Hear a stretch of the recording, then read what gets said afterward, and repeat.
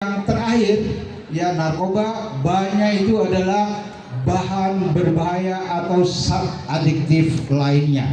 Nah, ini juga menjadi penting rekan-rekan sekalian, bahan atau zat adiktif lainnya ini ya tidak ada undang-undang khusus yang mengatur tentang penyalahgunaan maupun peredarannya, termasuk produksinya. Karena bahan berbahaya, saya mulai menyampaikan kepada kita semua, yang namanya bahan berbahaya itu hampir seluruhnya ada di sekitar kita dan banyak sekali yang bermanfaat bagi kita. Tetapi kenapa kemudian dikategorikan ke dalam narkoba? Pak Irfan bahwa kemudian bahan berbahaya itu kalau disalahgunakan dan menimbulkan dampak yang sama dengan psikotropika ataupun narkotika, maka dia masuklah kategori narkoba. Kalau boleh bertanya rekan-rekan sekalian, ada yang tahu nggak salah satu contoh dari bahan berbahaya atau zat adiktif lainnya? Ada yang tahu? Boleh. Di sini kita udah serius. Boleh. Tahu nggak?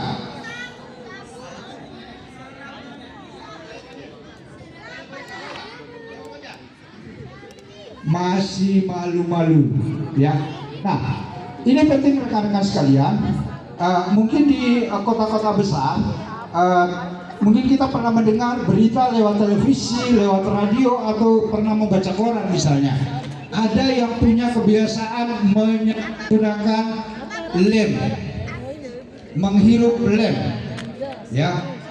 Atau kemudian ada yang pernah terpengaruh dengan bensin misalnya. Ini ada kasusnya dan kami sudah pernah menanganinya. Bensin masuk kategori narkoba rekan-rekan sekalian. Kenapa dia dikategorikan ke dalam narkoba? Karena kalau disalahgunakan, dihirup dengan sengaja, maka dia akan memberikan rasa ingin memakai lagi, atau ketergantungan dengan aroma bensin. Aroma bensin apa bahayanya rekan-rekan sekalian? Ketika dihirup oleh rongga hidung kita, ya, ini rongga hidung metabolismenya langsung ke pusat saraf kita. Selama aroma itu terhirup oleh hidung kita sampai di titik pusat saraf kita ini, pusat otak kita ini, dia akan terasa nyaman selama itu ada nyangkut. Tapi bensin berapa lama? Uapnya berapa cepat meresap? Hitungannya hanya detik, menit rekan-rekan sekalian. Sekali menghirup sekian menit ada di sini, begitu dia tidak ada, kalau sudah terasa ada perubahan, mulai merasa tidak nyaman, mulai merasakan pusingnya, ya, lalu kemudian secara psikis, oh ya, saya harus hirup bensin lagi, masuk dia sudah yang terdampak oleh penyalahgunaan narkoba jenis bahan berbahaya. Itulah kemudian kenapa di beberapa kota besar, ya, anak-anak jalanan itu banyak yang menghirup lem eyeball. Nah, sehingga kami menyampaikan kepada kita semua, rekan-rekan semua, bahwa setiap zat yang memiliki daya uap yang tinggi, yang terhirup sampai di pusat saraf kita, itu kami kategorikan ke bahan berbahaya, zat adiktif lainnya. Itu bahan berbahaya ya rekan-rekan sekalian. Dan banyak sekali. Ya, kalau di era sekarang, alhamdulillah Pak Sekolah, Bapak Ibu Guru, kita sudah menulis segala sesuatu ini dengan gadget kita, dengan komputer, ya, dengan teknologi IT. Kalau di masa sebelum kita rekan-rekan sekalian, dulu orang menulis di papan tulis itu dengan spidol, ya, di whiteboard. Spidol juga memiliki aroma yang khas, memiliki daya uap yang tinggi. Kalau tidak dijaga, jarak hirup kita dengan papan itu akan terhirup, terbiasa, dan akhirnya ketergantungan, itu juga masuk dari dampak penyalahgunaannya. Oke. Saya menyampaikan kepada kita semua bahwa bagian lain dari narkoba psikotropika. Psikotropika sesuai dengan undang-undangnya bahwa psikotropika adalah obat-obat yang bermanfaat untuk kebutuhan kesehatan orang yang mengalami sakit. Nah, sehingga beberapa jenis obat itu rekan-rekan sekalian bahwa diberikan kepada orang yang sakit sesuai dengan kebutuhannya. Nah, dan yang tahu kebutuhan obat itu adalah dokter. Ya, dokter sesuai dengan keahliannya juga. Tidak semua dokter bisa memberikan psikotropika secara terbuka. Ya, kalau kita sakitnya mah, maka dia akan memberikan obat mah, Promak misalnya, walaupun dijual bebas. Tapi kalau kita memakai obat Promah, rekan-rekan sekalian, ya, kalau dipakai tanpa aturan, tanpa ketentuan, kita hanya merasakan sakit, minum lagi, belum sembuh, minum lagi, belum nyaman, minum lagi. Itu tidak beraturan namanya. Tetapi kalau kita konsultasikan, periksakan ke dokter, maka dokter akan menulis resepnya. Minumlah obat mah itu 1x3. 1x3 artinya ya 3 kali dalam sehari, 1 kali pagi, 1 kali siang, dan 1 kali sore. Atau sebaliknya, 1x3 obatnya yang dibagi 3, 1/3 pagi, 1/3 siang, 1/3 sorenya. Ini resep dokter. Tapi kalau kemudian ya, dan mohon izin kita semua, saya belum pernah mendengar dokter itu menulis resep dengan angka 3x5 atau 7x1, itu nggak ada. Nah, kalau ada ya, yang menggunakan itu bukan menyembuhkan penyakit, tetapi malah membuat sakit. Ini bahayanya rekan-rekan sekalian. Kalau ada yang meminum obat sakitnya apapun ya di luar resep dokter, ya itu namanya penyalahgunaan. Nah, menjadi bahaya rekan-rekan sekalian ketika kita ketergantungan dengan obat-obat yang kita konsumsi, maka kita akan dikategorikan ke dalam kecanduan. Kecanduan ya, sama dengan bahan berbahaya tadi, kepingin lagi berulang-ulang, itu namanya kecanduan.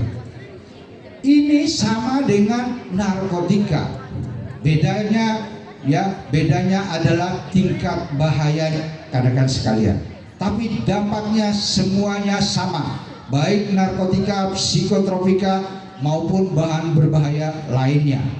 Narkotika di dalam Undang-Undang Nomor 35 Tahun 2009, di sana disebutkan bahwa narkotika adalah bahan atau zat atau obat. Ya, tolong digaris bawahi ya, bahwa narkotika itu adalah bahan, zat atau obat. Ya, yang dapat menimbulkan perubahan sikap seseorang, perilaku seseorang, bisa merubah psikis atau psikologi seseorang, bisa menghilangkan kesadaran seseorang, ya, bisa menahan rasa sakit atau rasa nyeri sekalipun. Itu bunyi di dalam undang-undangnya terkait dengan narkotika. Nah, dengan pengertian itu rekan-rekan sekalian, narkotika artinya ada yang memang ya tidak boleh dikonsumsi atau dipergunakan untuk hal-hal tertentu, tetapi ada juga yang bermanfaat untuk kebutuhan pengobatan, karena bunyinya zat atau bahan dan obat-obatan dan obat gitu. Di undang-undang dibagi 3 rekan-rekan sekalian golongan narkotika. Ada namanya golongan 1. golongan 1 disebutkan dengan tegas bahwa tidak boleh dikonsumsi atau ya dipergunakan baik oleh manusia maupun hewan. Di situ disebutkan golongan 1 ya, karena di penjelasannya karena memiliki tingkat diksi atau tingkat bahaya yang sangat tinggi ya. Itu narkotika golongan 1. Golongan 1 hanya boleh dipergunakan untuk pengembangan ilmu pengetahuan atau penelitian. Nah, ini dia. Jenisnya apa saja rekan-rekan sekalian? Golongan 1 itu ratusan jenisnya. Tetapi yang banyak disalahgunakan atau yang banyak diedarkan secara gelap itu adalah ya, khusus kita di NTB ya, termasuk di Lombok Barat, Lembar dan sekitarnya. Di situ ada namanya sabu, ada namanya ganja, ada namanya ekstasi, ada namanya heroin ya. Ini yang lebih kurang 4 jenis ini yang disalahgunakan atau banyak yang diedarkan secara gelap ya, karena bunyinya tidak boleh sama sekali dikonsumsi dan diedarkan secara gelap. Kalau ada berarti diedarkan secara gelap ya. Kalau ada yang mempergunakan berarti yang menyalahgunakan ya. Nah, itu dia rekan-rekan sekalian. Tetapi narkotika sesuai dengan pengertiannya bisa menghilangkan kesadaran, bisa menghilangkan rasa sakit, maka dia masih ada yang bermanfaat untuk kebutuhan kesehatan. Dan yang paling banyak dipergunakan untuk kebutuhan kesehatan adalah bahan dasar obat bius. Obat bius itu dari narkotika golongan 2 bahan dasarnya rekan-rekan sekalian. Golongan 2 ya. Obat bius itu berbahan dasar morfin. Morfin ya, narkotika golongan 2. Kenapa diberikan kepada orang atau manusia dan kesehatan? Karena ya, morfin untuk bahan dasar obat bius diberikan kepada orang yang akan dioperasi, dan yang memberikan resepnya hanya dokter bidang anestesi. Kalau dokter umum yang memberikan ya, artinya melanggar juga. Anestesi diperlukan ya untuk menghilangkan kesadaran seseorang yang akan dioperasi, untuk menghilangkan rasa sakit ketika bagian badan kita, bagian tubuh kita itu dibedah untuk dilakukan operasi ya. Secara psikis ya, morfin juga ya akan menghilangkan rasa trauma bagi orang ya, karena sudah tidak sadar, sudah tidak merasakan sakit ya, sehingga dia juga tidak akan trauma ketika ya bagian tubuhnya dibedah dalam operasi ya. Jadi ini ya rekan-rekan sekalian, golongan 2. Golongan 3 banyak sekali yang dimanfaatkan untuk kebutuhan kesehatan ya, terutama obat-obat yang menyembuhkan untuk penyakit bagian dalam. Nah, sehingga narkotika itu rekan-rekan sekalian, kalau di bungkusan obat itu kita melihat ada tanda ya, di kotak obat itu biasanya ada tanda plus merah, plus hijau ya. Itu memberikan tanda bahwa itu adalah, kalau tandanya plus merah berarti dia kategori obat keras yang kemungkinan yang memang sebagian besar ada kandungan narkotikanya ya. Begitu juga dengan yang hijau. Yang hijau ya obat sedang ringan, yaitu tentu dengan resep dokter dimanfaatkan akan menyembuhkan penyakit setiap orang yang menderitanya. Jadi jelas ya rekan-rekan sekalian, jadi narkotika, psikotropika, bahan berbahaya. Satu hal yang ingin saya tegaskan kepada kita semua ya, dampaknya tentu berbeda-beda ya. Dampaknya narkotika itu ya rekan-rekan sekalian ya, menimbulkan kerusakan secara fisik hampir seluruh fisik kita, baik golongan 1, 2 maupun 3 itu ya menyebabkan kerusakan fisik secara permanen. Karena setiap metabolisme yang bekerja di dalam tubuh kita ini, rekan-rekan sekalian, mohon izin nanti guru biologi dikoreksi kalau terkait dengan metabolisme ini. Karena setiap makanan minuman yang kita konsumsi, metabolismenya selalu diolah ke dalam seluruh jaringan tubuh kita, masuk ke usus, ya. Kemudian ada yang bercampur dengan aliran darah kita. Aliran darah kita itu mengalir dari ujung kaki kita sampai ke pusat saraf kita. Nah, sehingga setiap metabolisme itu ketika sampai di otak kita, karena zat narkotika ini adalah zat-zat yang cukup keras, yang sangat memiliki tingkat bahaya yang tinggi, dia akan nyangkut di dinding-dinding otak kita. Bahaya terbesarnya adalah dinding-dinding otak kita ini akan bolong-bolong, ya. Kalau kita di ruangan sebenarnya kita bisa lihat slide-nya, rekan-rekan sekalian. Tapi ini dia ya dampak paling besarnya, bahwa otak orang yang pernah menyalahgunakan narkotika itu dia bolong-bolong, rekan-rekan sekalian. Dia bolong-bolong. Nah, kalau otak ini sudah bolong, dinding otak ini sudah bolong, rekan-rekan sekalian, maka dia tidak akan cukup untuk menampung oksigen yang diperlukan untuk kebutuhan menumbuhkan jaringan-jaringan saraf yang baru. Mohon izin nanti guru biologi itu perdalam ya, dan bisa disampaikan. Karena ketika jaringan tubuh kita ini ya atau saraf-saraf di otak kita ini tidak tumbuh dengan baik, rekan-rekan sekalian, maka dia tidak akan bisa memberikan perintah kepada jaringan tubuh yang akan bekerja di tubuh kita. Ya, contoh yang paling bisa kita dengar, rekan-rekan sekalian, bahwa kalau kita mendengar berita, misalnya ada orang kecelakaan di bawah pengaruh narkotika, itu artinya jaringan saraf yang bekerja dalam tubuhnya tidak bekerja sebagaimana mestinya. Manusia adalah ciptaan Tuhan yang paling mulia. Dia punya hati nurani, dia punya akal, punya jaringan tubuh yang lengkap. Nurani kita sepanjang masa hidup kita, dia tidak akan pernah mati, rekan-rekan sekalian. Dia tahu setiap apa yang terjadi di sekitarnya. Misalnya, nurani mengatakan, ya ketika kita membawa kendaraan, rekan-rekan sekalian, baik motor, mobil, ya, melihat ada lubang di depan jalurnya, nurani pasti akan mengatakan ada lubang di depan. Ada lubang di depan ini terkirim ke otak kita.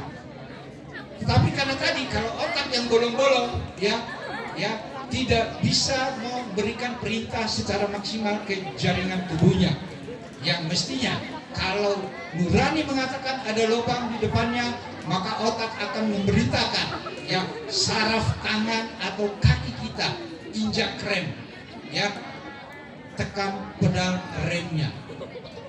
Tetapi karena jaringannya tidak bekerja dengan baik, karena otaknya rusak, hanya nurani saja yang mengatakan. Otak sudah memerintahkan, jaringan tidak bekerja. Apa yang ada sebelumnya, ya mungkin dia kakinya sedang di pedal rem, tangannya masih di pedal gas, masuk jurang. Ini akibatnya, ini dampaknya, bahayanya, rekan-rekan sekalian. Ya, jadi sudah jelas ya kalau bahaya, dan saya pastikan kepada kita semua, izin, kami bukan manusia, tapi berbagai penelitian dan analisis yang sudah dilakukan bahwa narkotika tidak ada satupun yang golongan 1 ya, tidak ada satupun yang bermanfaat secara positif, semuanya negatif, karena dia akan menjadi lingkaran ya, menjadi lingkaran yang nggak bisa diuraikan. Ketika orang sudah menyalahgunakan narkotika ya, psikotropika, bahan berbahaya atau narkoba ya, dia pasti akan ikutannya dengan kegiatan negatif lainnya. Bisa kriminal, mulai kriminal kecil-kecil, besar, dan seterusnya. Bisa dia berkaitan dengan dengan perilaku komunikasi remaja.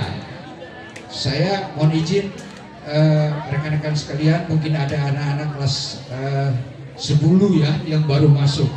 Ya, harus tahu bahwa SMA Negeri 1 Lembar ini adalah SMA percontohan untuk sekolah ramah anak, dan saya pernah ikut kegiatannya. Ya salah satunya ya ada organisasi yang mengelola tentang pencegahan pernikahan usia anak, dan saya luar biasa SMA Negeri 1 Lembar. Ya, ini adalah satu lingkaran. Mau menyalahgunakan narkoba kan akhirnya nanti akan berdampak pada pernikahan usia anak dan kriminal lainnya. Ini penting kalian ya. Nah, pasti ada pertanyaan dari apa yang sudah saya sampaikan. Mungkin ada yang mau bertanya sebelum saya menyampaikan lebih lanjut? Tidak ada ya, karena habis sarapan kenyang pasti malas ya. Nah, gitu. Tapi tadi saya mendengar Pak Kepala Sekolah dengan jargonnya SMA 1 Lembar tadi. SMA 1 Lembar apa deh? Berkibar. SMA 1 Lembar berkibar. Oke, saya ingin tambahkan, karena hari ini kita berbicara narkoba, saya tambahkan dengan ya SMA 1 Lembar bersinar, bersih narkoba. Ya, boleh ya.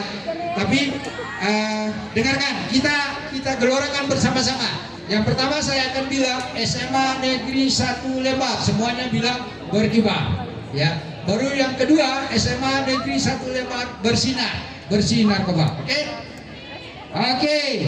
Ya. 1, 2, 3. SMA Negeri 1 Lembar berkibar. SMA Negeri 1 Lembar bersinar, bersih narkoba. SMA Negeri 1 Lembar bersinar. SMA Negeri 1 Lembar bersinar, bersih dari narkoba. Oke. Jadi rekan-rekan sekalian, dari apa yang sudah saya sampaikan, pertanyaannya adalah kenapa masih ada, bahkan kecenderungannya banyak orang yang menyalahgunakan narkoba. Banyak kasus-kasus yang terjadi. Ya, faktornya apa saja yang menyebabkan orang akhirnya terjerumus ke dalam persoalan narkoba? Ya, hasil penelitian yang ada rekan-rekan sekalian, ternyata kebiasaan merokok itu menjadi yang paling besar yang memberikan pengaruh seseorang akhirnya yang masuk penyalahgunaan narkoba. Ya, ini terutama yang ganteng-ganteng ya, yang ganteng-ganteng tolong dijaga. Ya, persoalan rokok bukan sekedar bahayanya kita akibat merokok, tapi bahaya yang lain, duit dari mana kita untuk membeli rokok, itu menjadi masalah juga. Kemudian hasil penelitian lain ternyata dengan perkembangan pergaulan kita sekarang ini, baik anak-anak, remaja ya, yang sudah berkembang di Indonesia ini adalah yang seringnya berkumpul atau nongki kongko. Ya, ini karena ada tren sekarang rekan-rekan sekalian di era modern sekarang ini ya, gadget kita sudah di mana-mana, internet kita bisa pakai di mana-mana. Akhirnya di situ ada grup WA, di situ ada grup alumni, grup macam-macam. Nah, ini rupanya yang memberikan dampak juga terhadap setiap orang yang berada dalam satu kelompok, lalu kemudian berkumpul ya, tanpa kita tahu dengan siapa bergaul, di mana teman kita berkumpul. Ini juga memberikan pengaruh orang dalam hal menyalahgunakan narkoba. Karena tidak menutup kemungkinan kalau kita sekarang duduk di bangku SMA, mungkin kita punya grup teman SMP, tapi SMA-nya di mana sekarang? Jangan-jangan dia SMP-nya di Mataram, jangan-jangan kemudian SMA-nya di Mataram. Di Mataram dia bergaul dengan siapa? Ya, ini penting rekan sekalian. Ya, jadi ada dua faktor ini yang paling besar yang menimbulkan orang akhirnya ya terperangkap atau masuk ke dalam persoalan narkoba. Ya, rekan-rekan sekalian, banyak sekali hal-hal yang memberikan pengaruh kenapa setiap orang menyalahgunakan. Belum kemudian siklus ekonomi yang terjadi di dalam kejahatan narkotika ini, yang ada yang namanya demand, ada yang namanya supply, ya. Ini adalah kegiatan ekonomi besar. Kenapa para bandar ini terus bergentayangan, terus mengedarkannya secara ilegal? Nah, di situ ada ada aliran atau alur ekonomi yang sangat tinggi, rekan-rekan sekalian.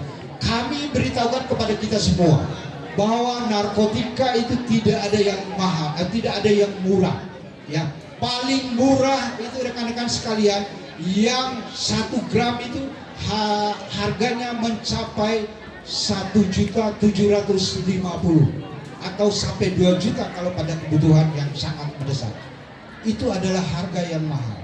Ya, jangan kemudian kita yang masih di bangku sekolah SD, SMP, SMA, perguruan tinggi, kita belum punya pendapatan untuk oleh barang dengan seharga semahal sekalian. Nah, menjadi hal lain, ya, kenapa para supplier ini terus mengedarkan? Ternyata di Indonesia ini ya memiliki potensi remaja muda, ya, itu sangat banyak di seluruh dunia, sehingga mereka terus mencekoki narkotika, mengedarkan secara gelap di Indonesia, sehingga sekarang Indonesia menjadi pasar utama dari peredaran gelap narkotika. Ya, kelihatannya sudah mulai kepanasan. Yang kepanasan boleh bergeser, Ya, masih semangat? Sudah enggak katanya. Kalau sudah enggak berarti kita harus pacu semangatnya sampai sore. Bagaimana? Setuju sampai sore? Tidak. Baik. Ya, oke. Ya, yang terakhir ingin saya sampaikan kepada kita semua, rekan-rekan sekalian, apa upaya untuk mencegah diri kita dari penyalahgunaan maupun peredaran gelap narkotika. Ada 3 poin yang harus teman-teman tanamkan ke dalam diri kita, ya. Yang pertama, teman-teman sekalian, ya, yang harus kita kuatkan di dalam diri kita adalah ada namanya regulasi diri, ya, regulasi diri, ya, atau self regulation, ya. Regulasi diri itu adalah upaya setiap orang untuk mengendalikan, ya, mengendalikan dirinya dengan cara, ya, mengendalikan emosinya, mengendalikan perasaannya, lalu mengendalikan apa yang harus diinginkan, ya, tentu mengendalikan keinginan yang positif. Kalau kita sudah kuat, ya, secara psikologi, pola pikir kita akan berkembang secara positif, rekan-rekan sekalian, ya. Ketika kita tahu ada orang yang menawarkan narkoba, sementara kita sudah tahu itu narkoba tidak bermanfaat, maka dengan sendirinya kita akan menolak dengan tegas. Ini namanya regulasi diri, ya. Ketika waktunya kita belajar, ya kita harus belajar.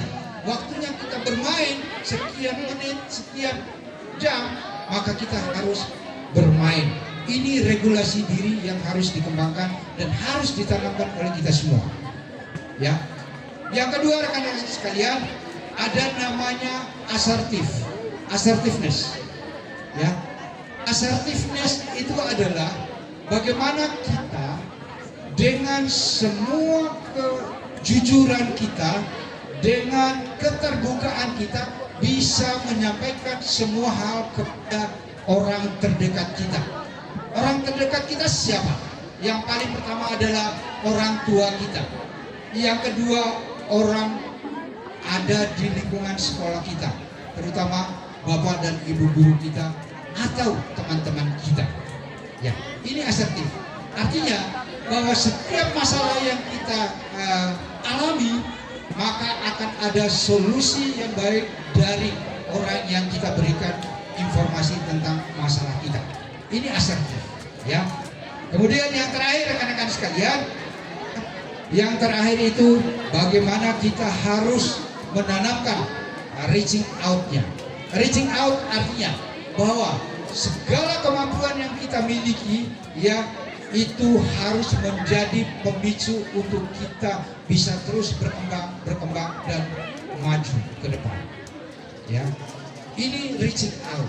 Ya, tetapi hal yang paling penting di reaching out ini, segala kemampuan kita yang positif itu harus kita tularkan kepada teman-teman kita. Ya, semisal ada contoh, ya, ada contoh teman kita sedang mengalami masalah, ya. Ada orang yang menawarkan narkoba kepada dia, lalu dia menceritakan kepada kita, maka di situ kita bisa membantu dia. Sampaikan bahwa jangan kamu ikuti apa yang diberikan oleh orang tersebut, tetapi ya tolak dengan tegas bahwa narkoba itu tidak baik. Nah, ini artinya reaching out kita bisa menularkan atau bisa mengajak orang yang bermasalah untuk menjadi lebih baik sesuai dengan kemampuan dan keahlian yang kita miliki. Saya pikir ini rekan-rekan sekalian, ya, bahwa narkoba sekali lagi saya sampaikan kepada kita semua, ya, baik itu yang golongan 1, 2, 3, yang psikotropika maupun bahan berbahaya lainnya, apabila disalahgunakan maka akan berdampak pada ketergantungan dan kerusakan fisik serta psikis kita. Saya pikir ini rekan-rekan sekalian, ya, karena matahari sudah mulai panas, ya, mungkin kita sudah bisa akhiri. Tapi sekali lagi saya ingin bersama-sama, ya, saya ingin melihat atau ingin juga sekolah SMA Negeri 1 Lembar ini sebagai sekolah yang bersih dari narkoba. Jadi ada tanya jawab? Oke, boleh. Satu aja, ya, satu aja dari Pak gurunya, boleh.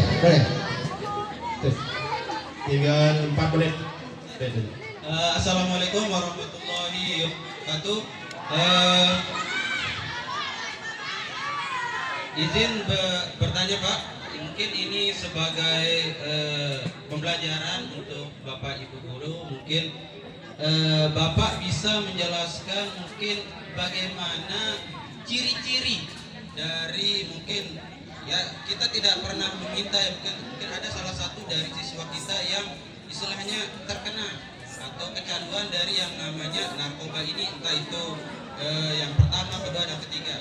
Nah, kami meminta mungkin nanti bagaimana ciri-cirinya, kami mengenali itu ternyata siswa kami ini terkena. Mungkin sekian. Assalamualaikum warahmatullahi wabarakatuh. Waalaikumsalam warahmatullahi wabarakatuh. Baik, ya,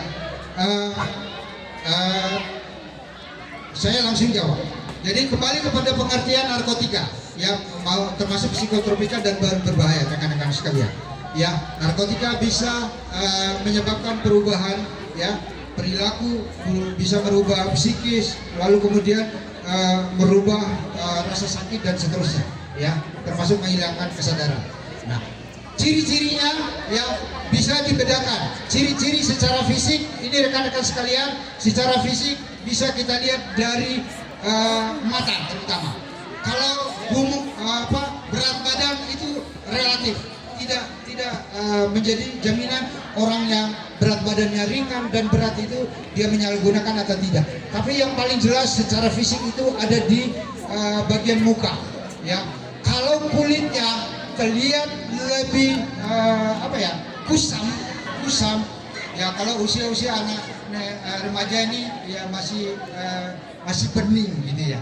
Tapi kalau di usia mereka ternyata kelihatan sudah ada keriput-keriput dan jangan-jangan ada pengaruh dari penyalahgunaan obatnya.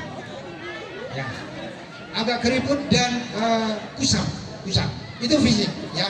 Lalu kemudian yang kedua di bola matanya ini, ya di bola mata ini, kalau terlihat dia merasa seperti ada beban di pupil matanya, ya di bagian bawah mata ini, ya jangan-jangan dia baru habis akan narkotik. Dan ya hal lain secara fisik, kalau dia sering ngantuk-ngantukan, ya sering ngantuk. Ada nih yang cowok-cowok di belakang kelihatannya banyak yang ngantuk, jangan-jangan. Tapi tentu ini bukan ciri mutlak.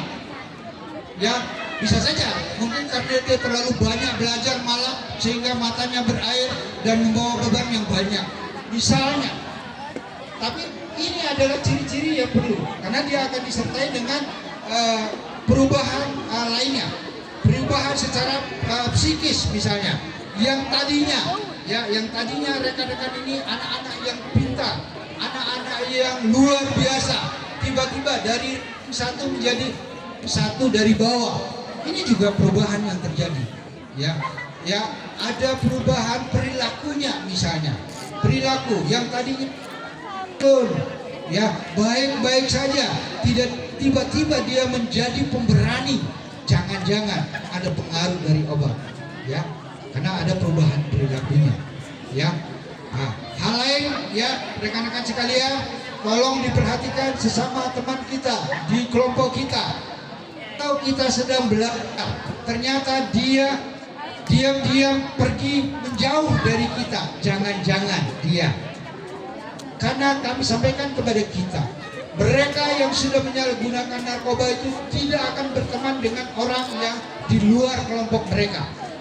Ya, itu ya, jadi secara fisik itu ya, tetapi sekali lagi bahwa ciri narkotika ini memang sulit dilihat secara langsung ya, karena mereka selalu di dalam penyalahgunaannya itu mereka selalu bersembunyi dan mereka adalah orang yang paling banyak alasan, yang paling pintar membuat